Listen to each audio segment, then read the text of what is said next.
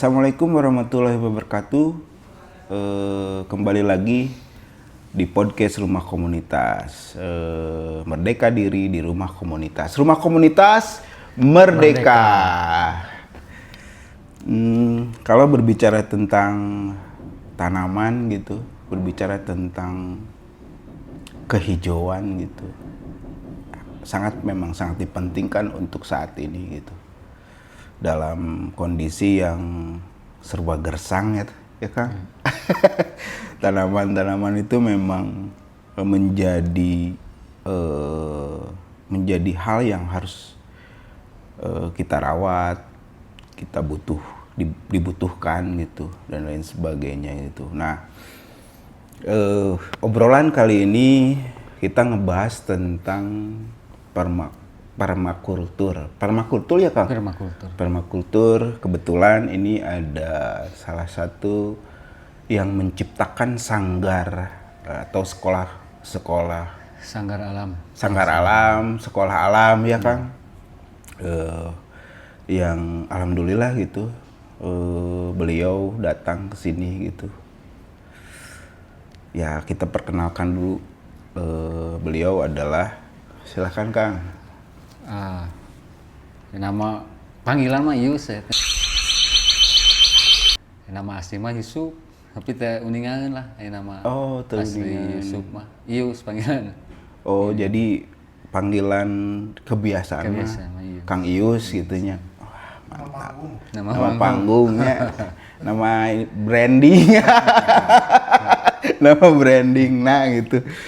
Nah Kang, saya tuh tertarik dengan permakultur ya, apalagi zaman sekarang itu saya sendiri butuh sekali gitu literasi tentang permakultur gitu.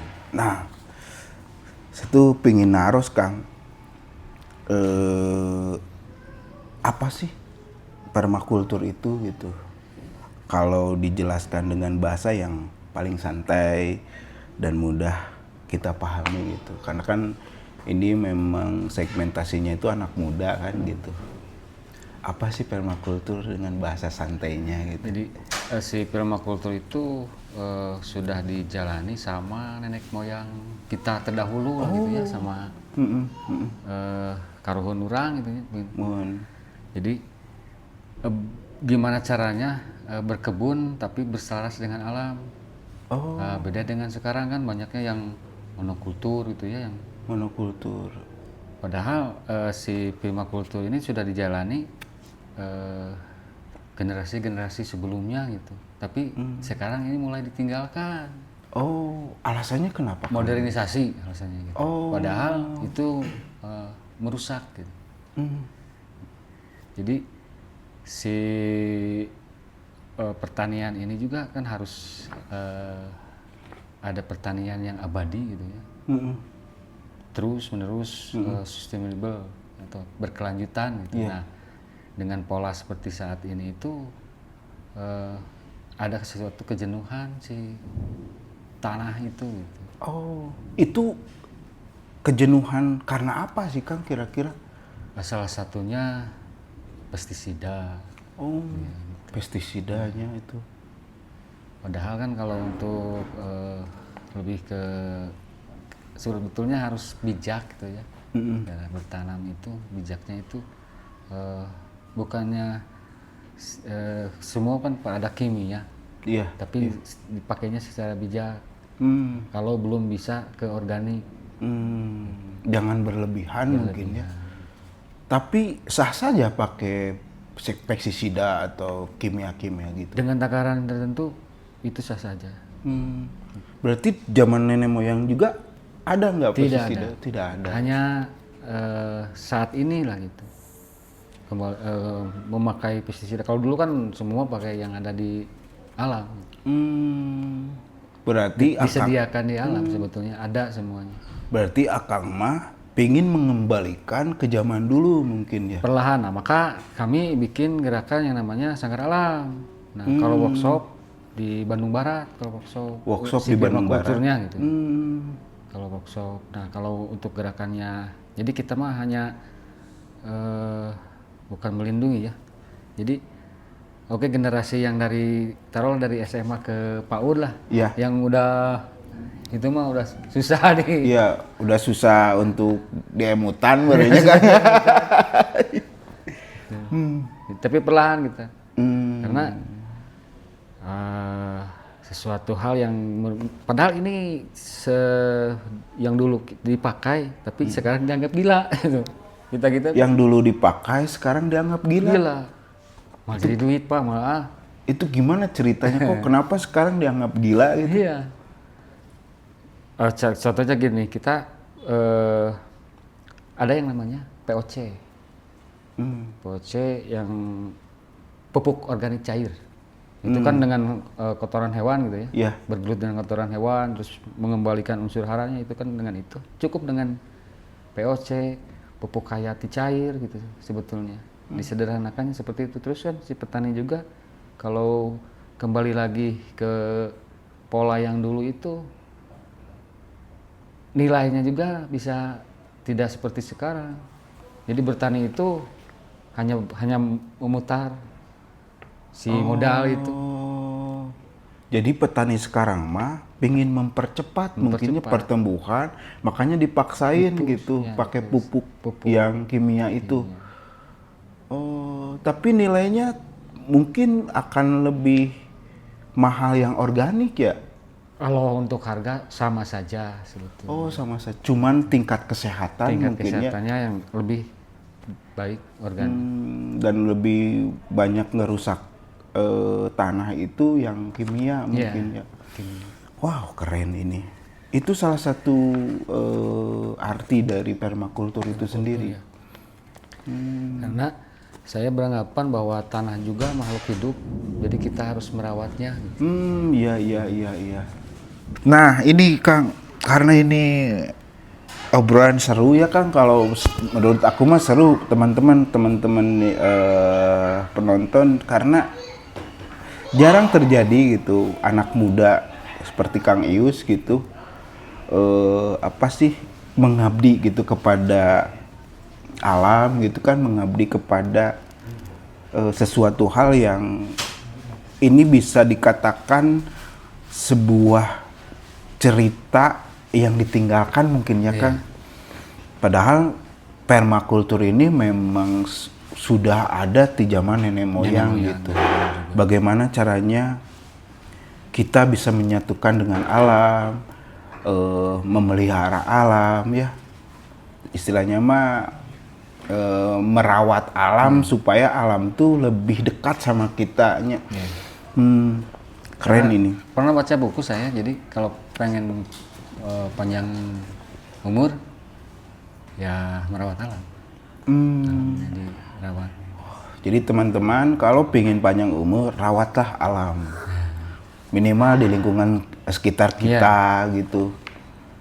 Mulai dari sekarang tuh bangun bagaimana caranya kita merawat alam dengan sederhana. Sekarang mah banyak literasi informasi ya tentang gimana sih cara merawat alam dan lain sebagainya. Kalau memang pingin realnya langsung aja kontak Kang Ius gitu.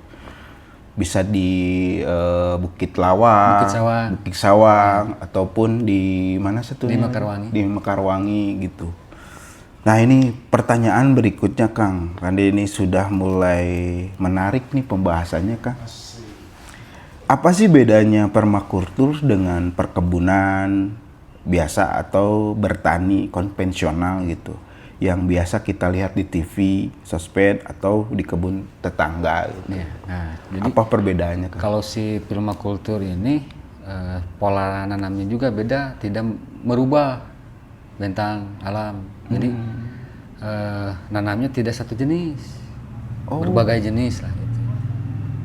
Nah, si cara pertanian ini akan saling melindungi si tumbuhan-tumbuhan itu atau yang ditanam itu gitu. Beda dengan yang pertanian konvensional. Iya. Kalau ke pertanian konvensional itu kan monokultur nih, ada satu hamparan, satu jenis. Nah, itu. Nilai residunya juga makin tinggi. Gitu. Residu itu apa? Residu itu ada kimia yang tertanam di tanah itu akan lama terurai. Dan mungkin ada yang tidak terurai si residunya itu. Residu itu ya. Nah, Kang, kalau kayak perkebunan kan sekarang lagi rame tuh perkebunan dengan lahan yang terbatas gitu. Itu termasuk apa itu permakultur atau perkebunan biasa yang ada di halaman rumah gitu? Kalau sama sih polanya, ada permakultur dan permakota kalau kami bilangnya ya. Permakota? Ya, permakota. Jadi si permakota ini jadi memanfaatkan lahan kosong yang di halaman gitu. Sama itu juga. Oh sama. Iya. Tujuannya mah untuk kesegaran udara mungkin ya. Udara sama yang penting apa yang kita makan kita tanam. Oh, dan tahu ya bahwa yang kita tanam sendiri mah tahu gitu bahwa ini nggak ada kimianya atau apa gitu. Gitu ya. Nah, menurut Akang peran penting anak muda hari ini untuk apa sih namanya agar lebih aware, lebih peduli terhadap ternyata permakultur itu penting loh buat anak cucu kita gitu. Seperti apa sih Kang kira-kira Kang propagandanya? Kalau ngajak secara langsung, kalau ngajak secara langsung itu susah. Jadi harus dengan trik dimodernisasi juga tetap. Kayak gimana caranya Kang? Seperti kita di kebun di Mekarwangi itu ada workshop. Karena saya kebetulan kan berkebun teh dan kopi. Oh, Akang tuh kebun teh dan kopi mantap ya subhanallah. Kebun teh dan kopi. Nah, jadi ada untuk menarik si kaula muda itu dengan cara gimana di hulu dan di hilir. Oh, hulu dan hilir. Ya. Jadi ada alur biar mereka tertarik. Tapi selama ini yang lebih tertarik itu lah ke anak kota. Anak kota. Iya. Oh, jadi, alasannya kenapa anak kota itu lebih tertarik ke permakultur gitu Kang? Yang mungkin saya belum berhasil itu orang-orang kan itu mengajak anak petani untuk ikut mengembangkan yang kita lakukan sekarang, tapi belum. Jadi si kayak volunteernya itu banyaknya dari mahasiswa Polman, anak kota gitu, anak kota ke desa gitu. Iya, dari para fakultas atau anak-anak kedai yang punya kedai gitu. Pengen belajar cara ngolah kopi, ngolah teh. Dan mungkin ketahui salah satu di kebun kita itu pakai mesin semua gitu. Tapi disederhanakan, ada yang di kebun mungkin baru di kita yang pakai robotik. Iya. Wow. Jadi bikin tertarik. Keren, lebih teknologinya di ini juga dipelajari juga. Keren sih Kang. Nah ini Kang yang menarik itu kenapa anak desa setempat tidak tertarik dengan hal itu gitu Kang? Apakah karena kebiasaan ayahnya atau yang bosen ieu wae gitu, naon sih namanya teh ngebon wae bosen macul wae ciga naon sih namanya teh tidak trendy dan tidak nyentrik. Apakah ada pemikiran seperti itu atau gimana Kang? Karena mungkin budaya konsumtif di kampung itu lebih lebih besar lah gitu ya. Jadi hal-hal yang untuk mereka padahal mungkin biasa lah gitu ya. Cara ngelola tanah, ngelola perkebunan itu mereka mungkin biasa. Tapi sekarang mulai kita alihkan anak-anak yang di desa atau di anak-anak petani ini ke hilir. Jadi dirubah lah. Nah, baru kayak bikinin kedai kayak di tempat gitu ya. Anak-anak bikinin kedai silakan gitu. Jadi karena itu dunia baru mungkin lebih tertariknya ke sana. Oh, lebih tertarik. Nah, tuh ada tempat yang mungkin sama dengan kota merenya. Ya. Oh, lagi ngetren, lagi viral. Itu yang diciptakan dulu gitu supaya lebih menyadarkan mungkin ya. Karena jadi kondisinya seperti saat ini, jadi di Bali gitu, anak kota saya simpan di hulu, ya anak-anak sekitaran saya simpan di hilir. Gitu. Biar nanti kembali lagi. Ya. Oh, keren. Berarti itu cara metode Akang ya untuk menyadarkan di desa itu sendiri. Oh. Tapi itu ada gesekan nggak, Kang, dengan orang tuanya gitu? Enggak, justru si orang tuanya gini kan malah di tempat kami banyak lahan yang dioper garap karena tidak yang meneruskan. Oh. Gitu. Persis dijual juga gitu? Iya, persis dijual. Benernya.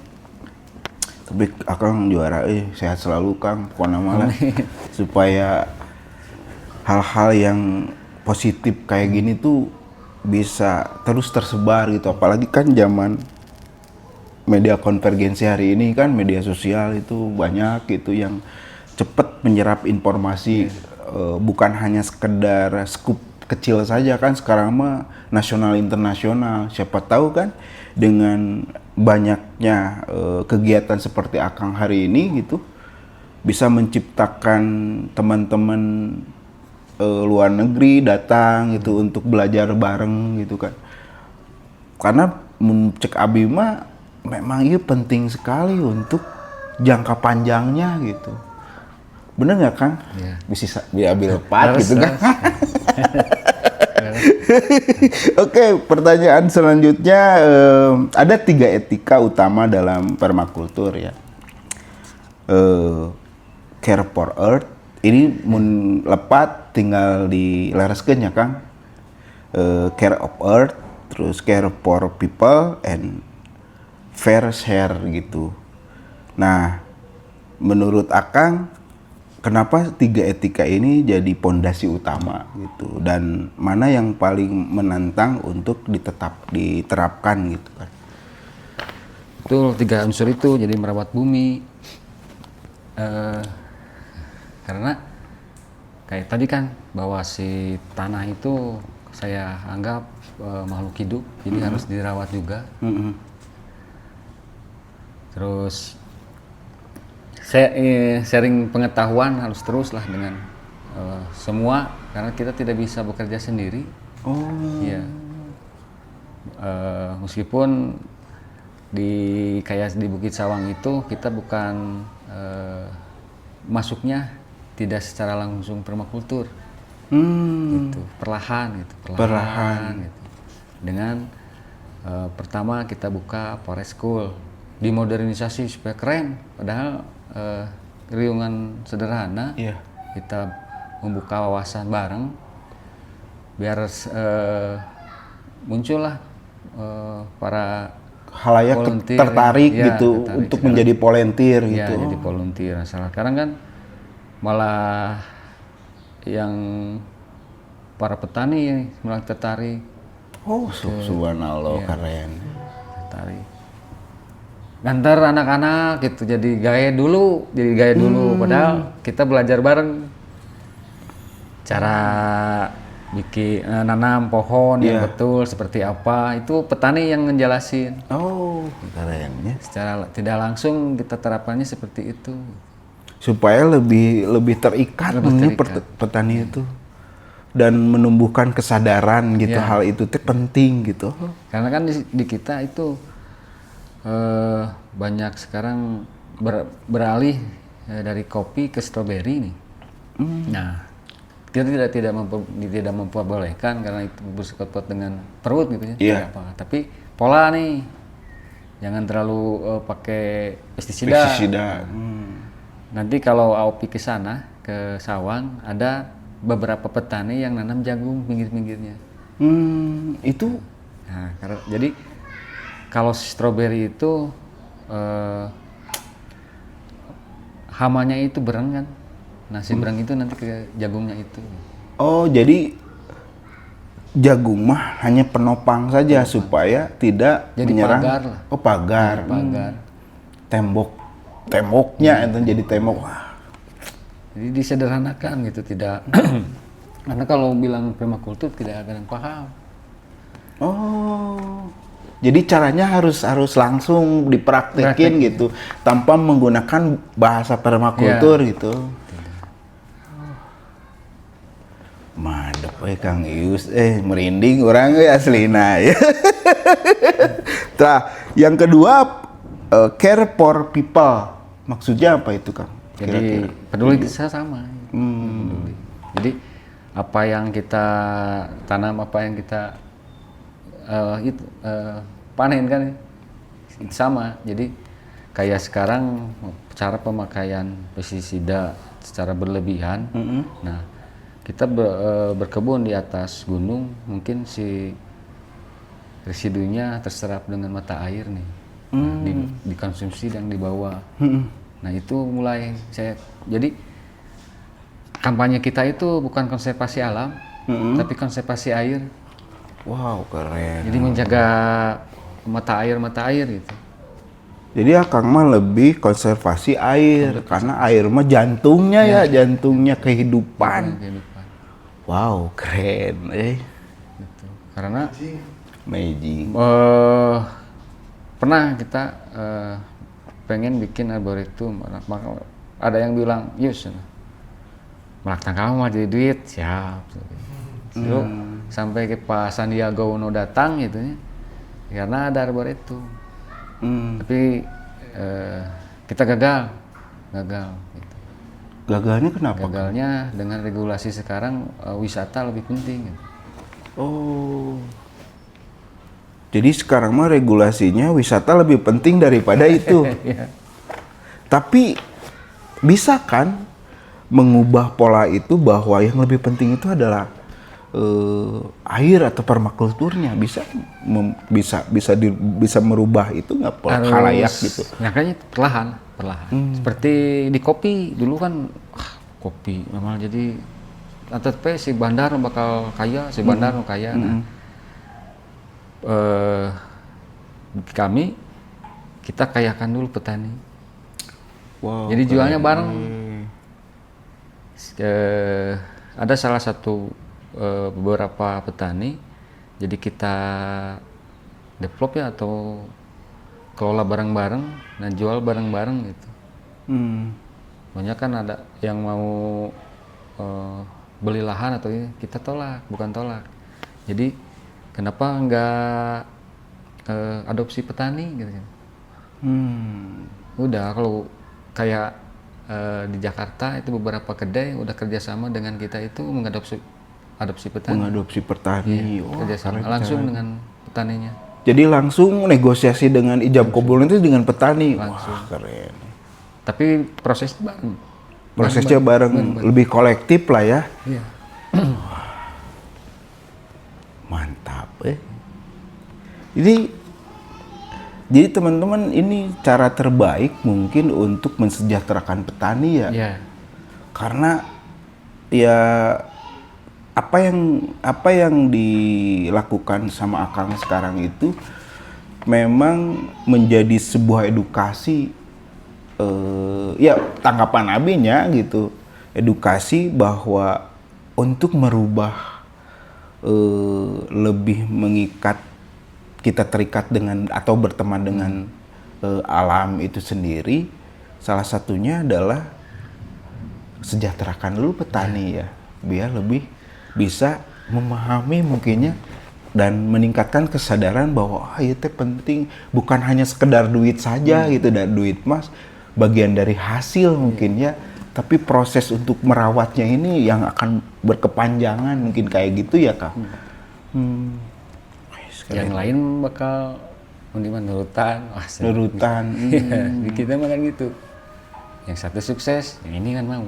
Nah, mulailah kita berdiskusi. Seru. Nah, kayak fair share itu? Nah itu yang fair share itu kita bisa ini pengetahuan bersama, sama itu.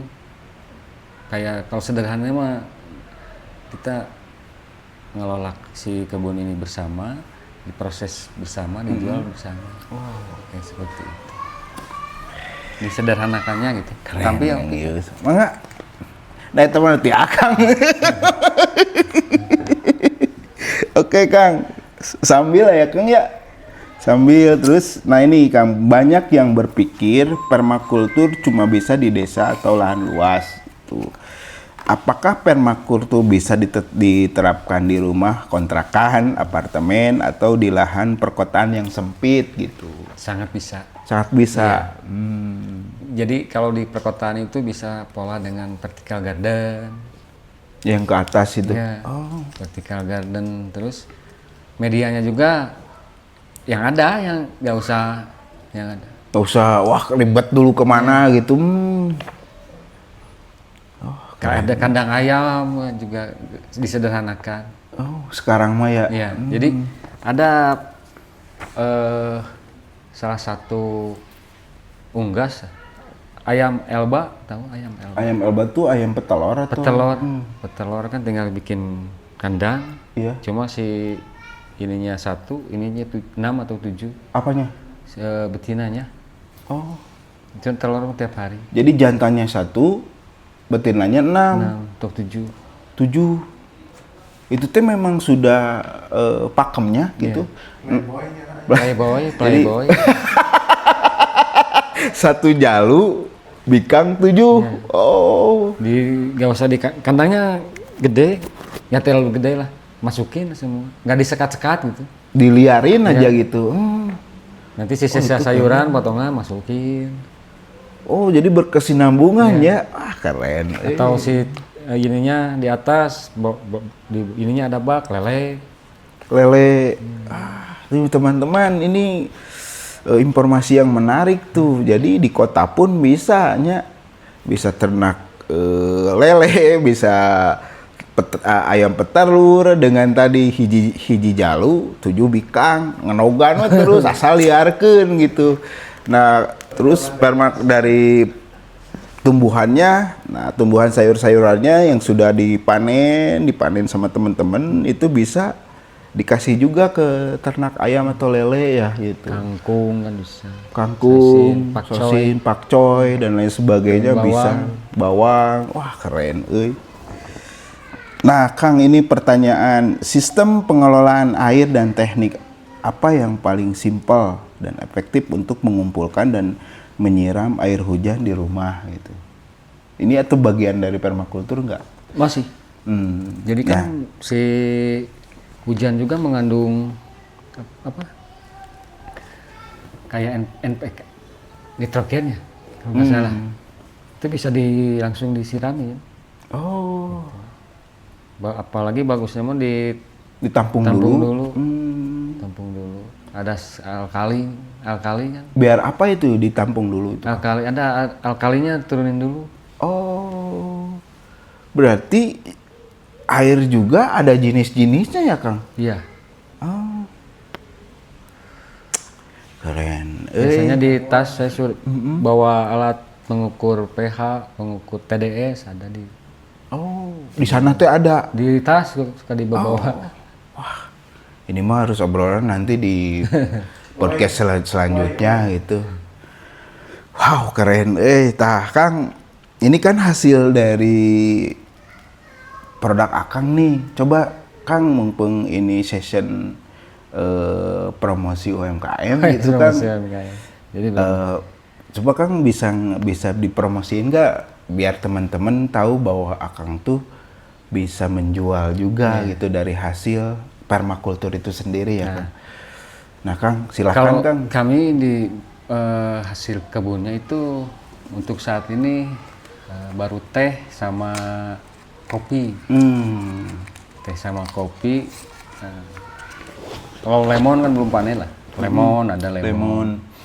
Banyak sebetulnya mah. Cuma yang dibawa ke sini hanya 2 item, teh sama kopi. Nasi.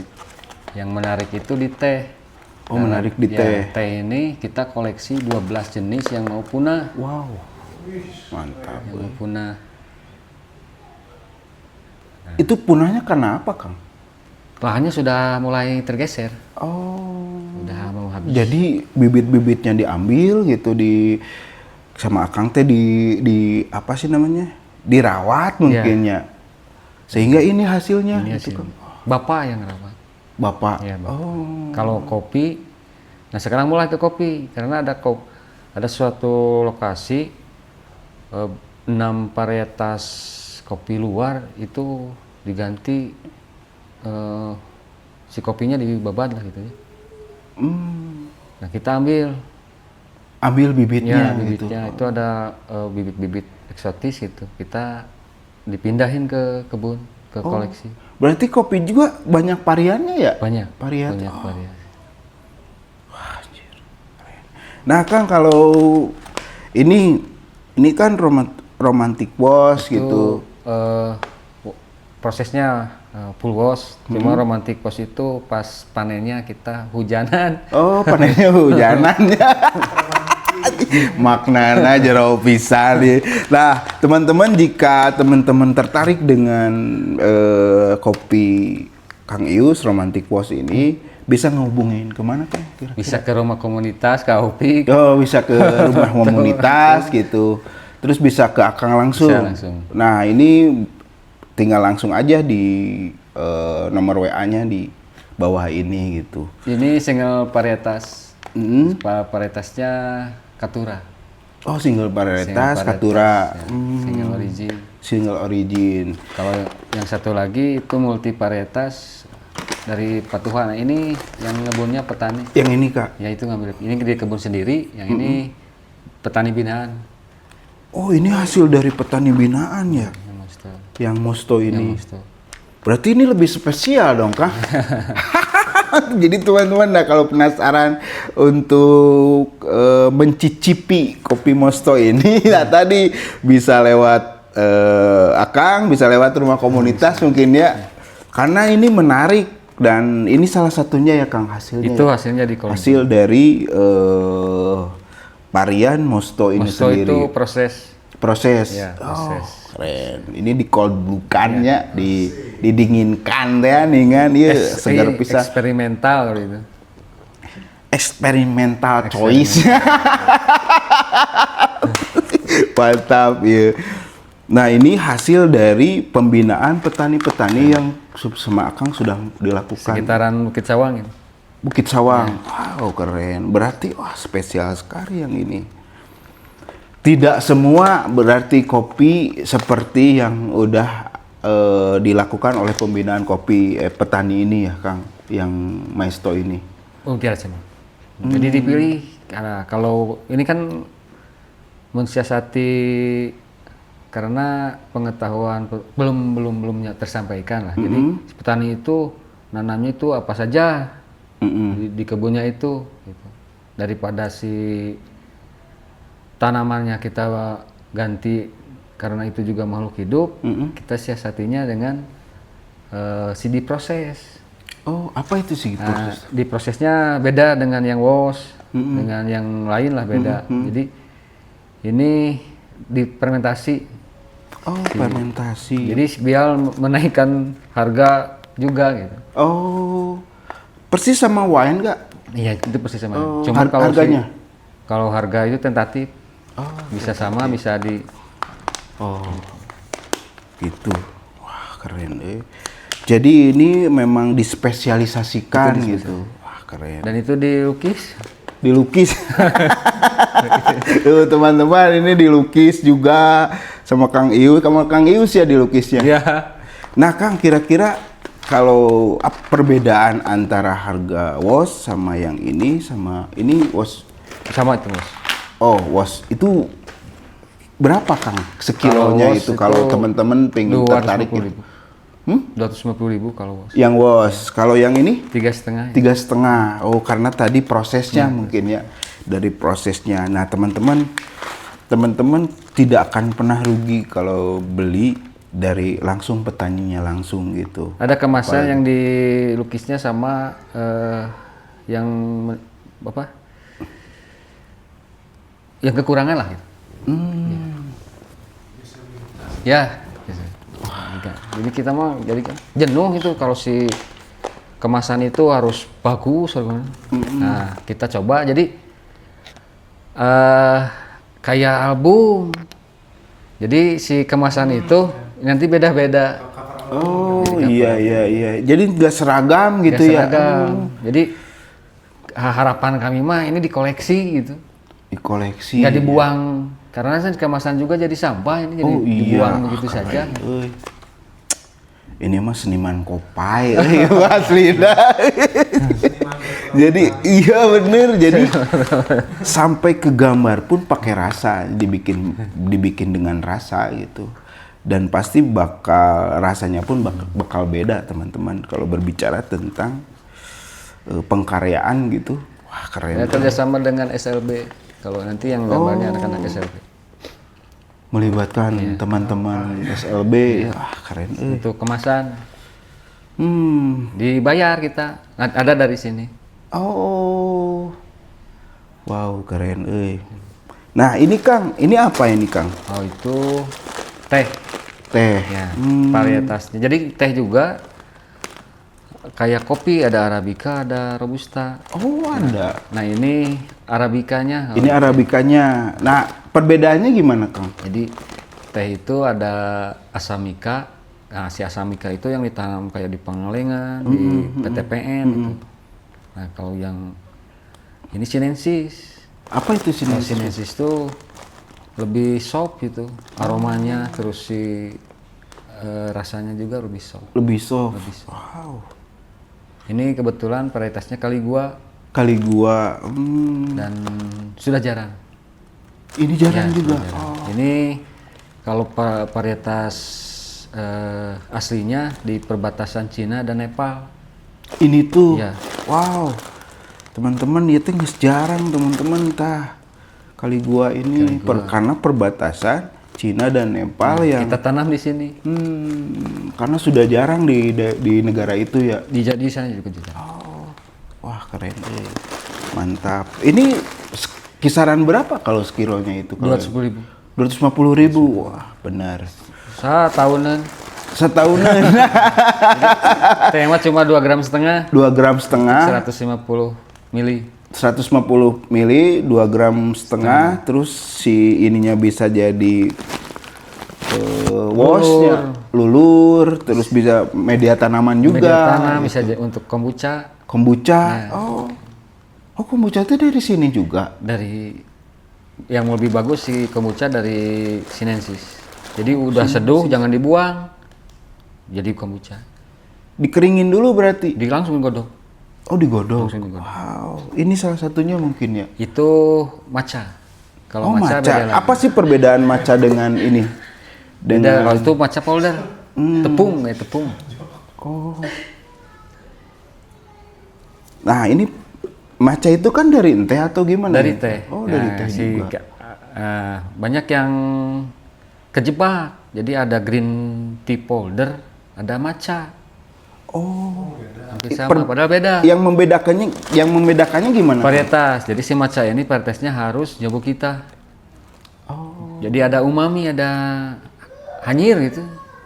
Oh, matcha mah memang ori matcha mah hanyir. Hanyir. Terus rasanya pahit, manis atau apa? Istri saya juga makan ini minum rumput. Oh. Jadi teman-teman jangan terjebak dengan tulisan matchanya. Karena matcha yang disebut matcha asli mah hanyir. Hanyir itu apa bahasanya? Umami. Umami, umami. Terus kayak wangi rumput mungkin ya. Itu yang disebut matcha asli ya. Sebetulnya mah kalau keaslian itu gimana ke pribadi masing-masing. Cuma yang karena kan si proses matcha ini dari Jepang.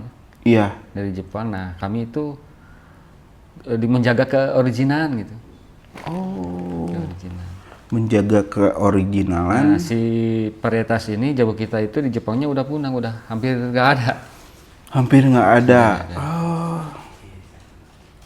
Bahkan matcha tuh memang sekarang tuh lagi disenangi oleh kaum perempuan kalau kafe-kafe itu.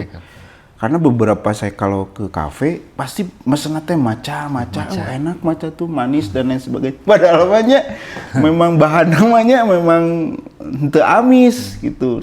Cuman di inovasi lagi pakai susu, pakai apa, makanya lebih enak. Apalagi maca yang asli kayak gini ya. Lebih mungkin rasanya lebih beda. Seperti hatimu mungkin ya.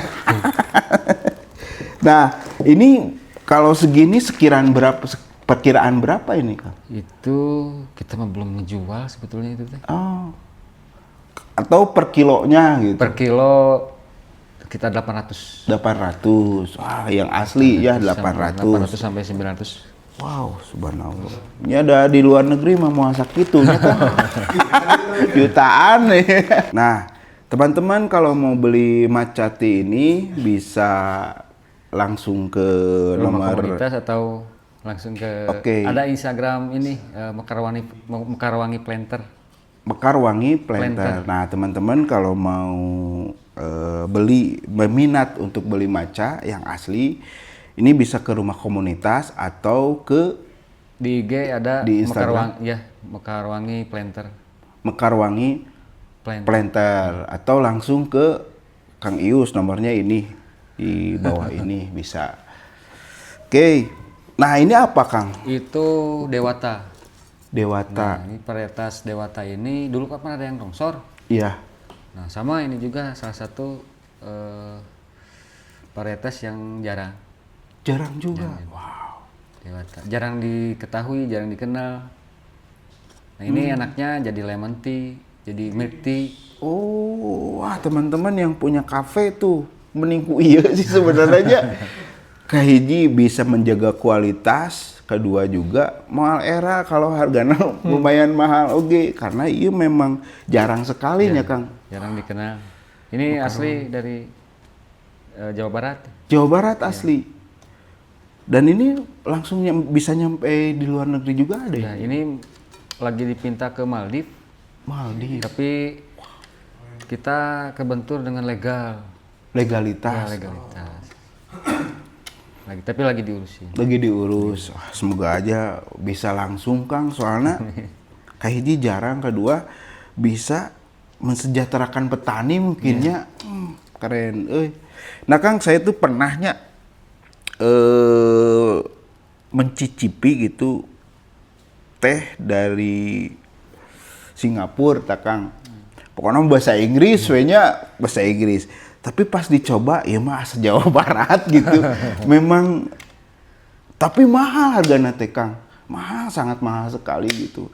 Dan yang ngasihnya itu dengan bangganya gitu. Bahwa, iya teh, Singapura boga iya gitu, boga kebun teh gitu dan lain sebagainya.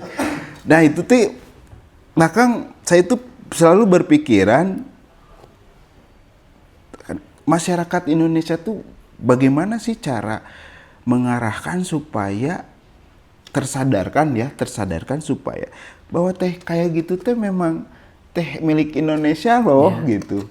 Nah itu gimana sih, Kang? Bagian dari peradaban sebetulnya. Jadi, cuma si teh ini udah kecap gratis kan di rumah makan yang mana teh digratiskan. Padahal itu mah entehnya kan grade berapa gitu. Grade kumaha gitunya. Nah, gerakan kita jual kiloan. Belum ke dikemas. Belum retail. Gitu. Jadi si kiloan biar ada kedai-kedai teh muncul gitu. Oh, tujuannya mah ke arah situ ya. Tapi kalau contohnya kalau kita nih mau beli kiloan, ini bisa di kayak giniin gitu. Bisa. Bisa. Nah, kalau untuk belajar nyeduh, kita buka kelas seduh teh. Gratis. Wah, teman-teman, nah ini kesempatan nih buat teman-teman yang memang tertarik dengan teh. Bisa beli kiloan terus dikemas sendiri. Bahkan kalau memang belum tahu banyak tentang informasi teh, bisa langsung ikutan kelasnya gitu, mumpung gratis, teman-teman. Apalagi ini bisa menjadi bagian dari bisnis anak muda juga ya teh. Mantap, iya. Iya mah obrolan daging lah sebenarnya. Keren. Nah Kang, ini pertanyaan yang enggak seriusnya Kang, tapi harus dijawab dengan cepat Kang. Serius Cuma di blendnya ya mah blendnya, mau di kopi mah. Kadang ngopi lah tuh. Mangga kopi lah. Mantap. Nah ini pertanyaan ringan cepat lah Kang. Kalau di kita itu memang ini menjadi sebuah kebiasaan bagi teman-teman yang diundang menjadi pemateri di sini itu pasti ya pertanyaan gerak cepat gitu Kang. Nah, pertanyaan pertama, kompos tanpa cacing atau kebun tanpa air? Kebun tanpa air. Oke, kopi pahit atau manis? Kopi pahit. Oke, sarapan gorengan atau nasi? Nasi. Kretek atau filter? Kretek. Oke, pernah curi-curi makan hasil kebun tetangga? Ya atau tidak? Pernah. Naon kan? Jauh. Jauh amon, jauh kumeli. Oke, membuat pestisida alami atau yang bau banget atau terpaksa pakai pupuk kimia? Alami. Oke, lagu DJ atau dangdut? DJ dangdut. Dangdut ya. Dangdut. Oke, buah atau sayur? Sayur. Nonton film atau berita? Berita. Oke, ke gunung atau di kebun? Ke gunung. Oke, chat atau telepon? Cat. Mending digigit nyamuk kebun atau digigit hater di internet? Nyamuk. Nah kan. Nyamuk mah gampang, banyak obatnya di. Banyak obatnya. Mau digigit internet. Ampun. Ngerinya hater aja namanya. Ngeri sedap. Tubruk atau robusta? Tubruk. Oke, satu jenis sayuran yang paling malas ditanam apa? Apa ya? Pakcoy. Pakcoy, kenapa pakcoy Kang? Susah di sana mah. Oh, Ketinggiannya. tidak ininya. Oh, keren. Permakultur itu hobi atau healing? Healing saya. Healing. Oh, alasannya? Healing. Jadi karena basic saya suka ke gunung. Iya. Jadi hiburannya antara ke laut dan berkebun. Keren. Teman-teman tepuk tangan dulu. Hatur nuhun Kang Ius. Sami-sami. Atas obrolan hari ini di podcast Rumah Komunitas. Ini obrolan yang sangat menyenangkan dan menjadi sebuah pengalaman baru dari segi ilmu pengetahuan, khususnya literasi tentang permakultur gitu Kang. Nah, buat teman-teman tadi yang telah saya sampaikan, jika berminat untuk beli produk-produk Kang Ius, bisa lewat Rumah Komunitas atau lewat langsung ke Kang Ius atau ke Instagramnya ya Kang. Ya. Oke, sampai jumpa kembali di podcast berikutnya dengan pembahasan-pembahasan yang lebih menarik lagi. Rumah Komunitas Merdeka.